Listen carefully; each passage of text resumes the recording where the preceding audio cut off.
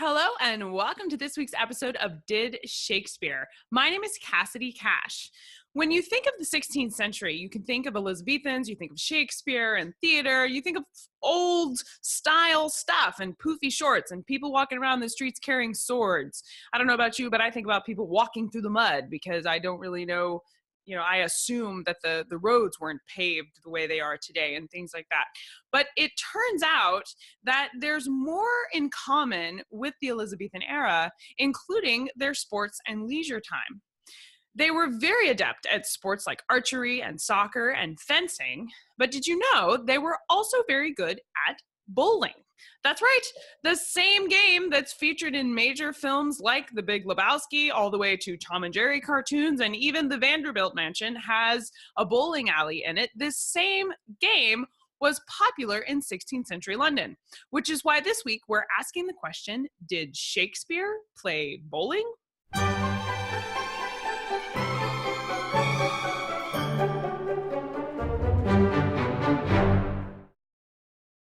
Elizabethans were into gambling almost as much as they were into breathing. So any game that afforded them the opportunity to make a little cash with their play was almost a sure bet.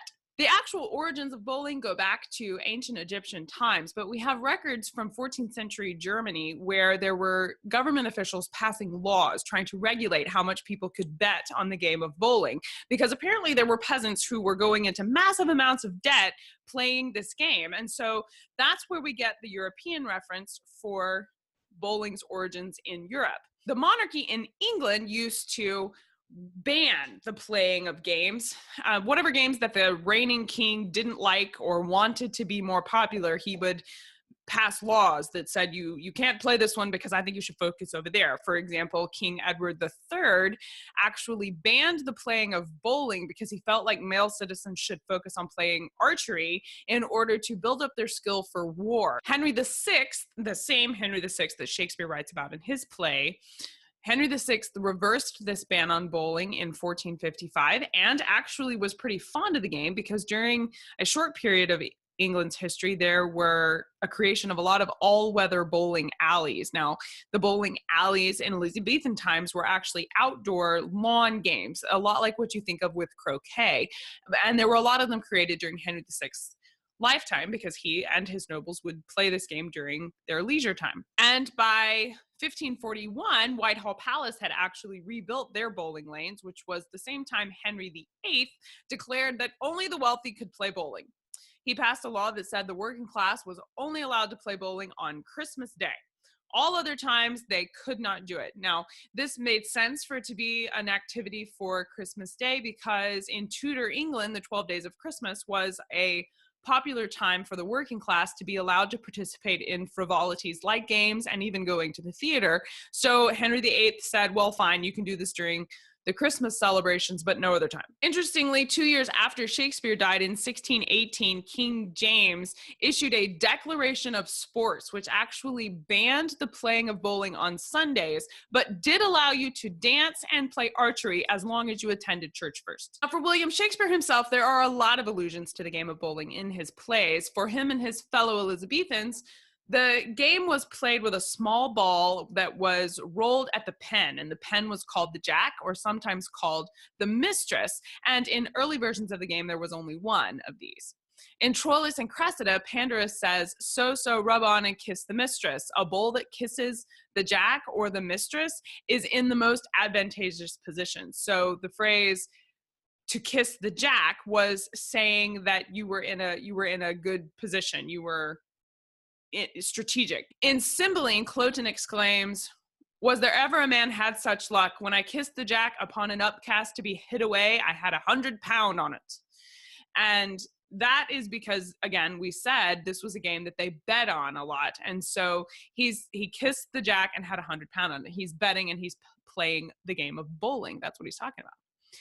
In Richard II, the queen and her lady have a conversation that includes, the lady says, Madam will play at bowls. And the queen responds, 'twill make me think the world is full of nibs and that my fortune runs against the bias.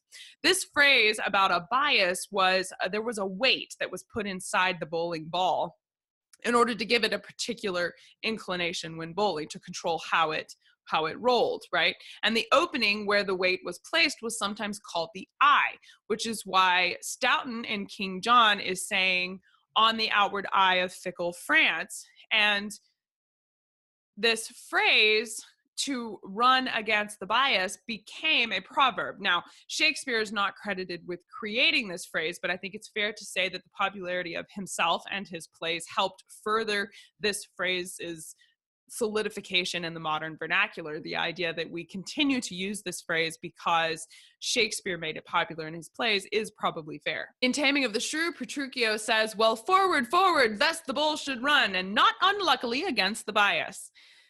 In Troilus and Cressida, the term bias cheek is used to talk about a cheek swelling out, like the bias of a bull.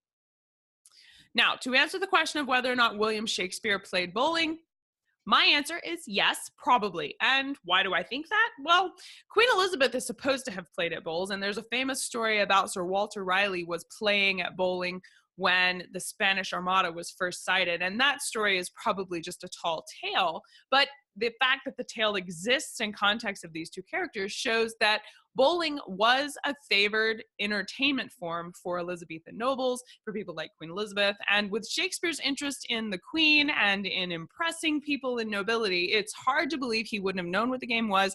And obviously the references in his plays show that it was something on his mind when he was writing them. So yes, I think that his works attest to the fact that he certainly knew what the game was, and I think that the logical conclusion is he probably did play it at some point. That's it for this week here at Did Shakespeare. My name is Cassidy Cash, and I hope you learned something new about the Bard.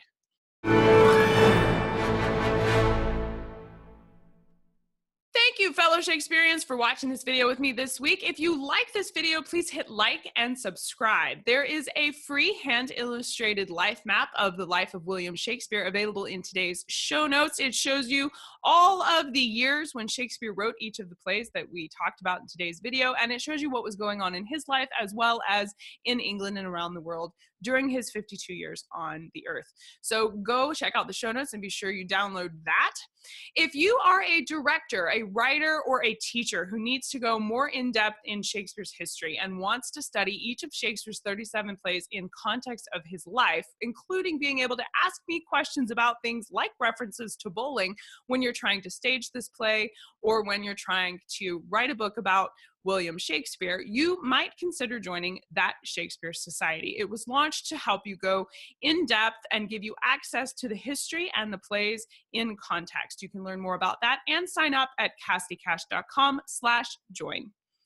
Until next time, I'm Cassidy Cash. Thank you for being here. I hope your week is a Shakespeare-filled week. Don't forget to hit subscribe so you'll be notified about next week's video, and I'll see you then.